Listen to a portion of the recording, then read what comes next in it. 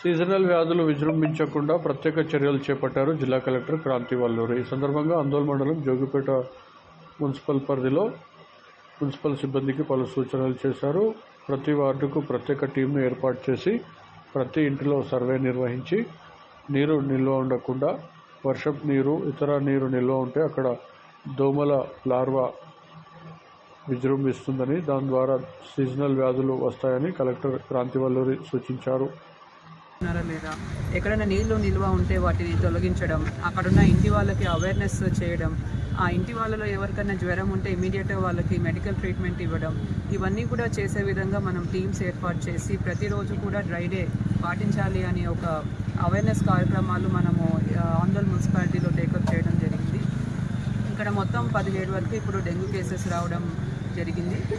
Area hospital కూడా దీంట్లో భాగంగా ఇన్స్పెక్ట్ చేయడం జరిగింది. దీంట్లో ఎవరైతే డెంగ్యూ పాజిటివ్ వచ్చారో వారి ట్రీట్మెంట్ ఏ విధంగా ఇస్తున్నారన్న తెలుసుకోవడం జరిగింది. ఇంతవరకు అయితే 100% అందరికీ కూడా జ్వరాలు తగ్గి ఎటువంటి ఇబ్బంది లేకుండా కూడా వాళ్ళు తిరిగి వెళ్ళడం జరిగింది. కాబట్టి ప్రజలందరికీ కూడా విన్నవించేది ఏంటంటే ఇంటి లోపల పరిశుభ్రత అన్నది చాలా చాలా ఇంపార్టెంట్. ఇంటి బయట కూడా పరిసరాల్లో కూడా పరిశుభ్రత అన్నది మెయింటైన్ చేయాలి. ఎక్కడ కూడా నీరు నిల్వ లేకుండా చేయాలి. నీరు నిల్వ ఉంటేనే దాంట్లో ఈ డెంగ్యూ దోమల యొక్క ఎగ్స్ లార్వా నుంచి దోమలు వచ్చే అవకాశం ఉంటుంది. కాబట్టి నీరు నిల్వ లేకుండా చూసే విధంగా ప్రజలందరూ కూడా జాగ్రత్త వహించాలని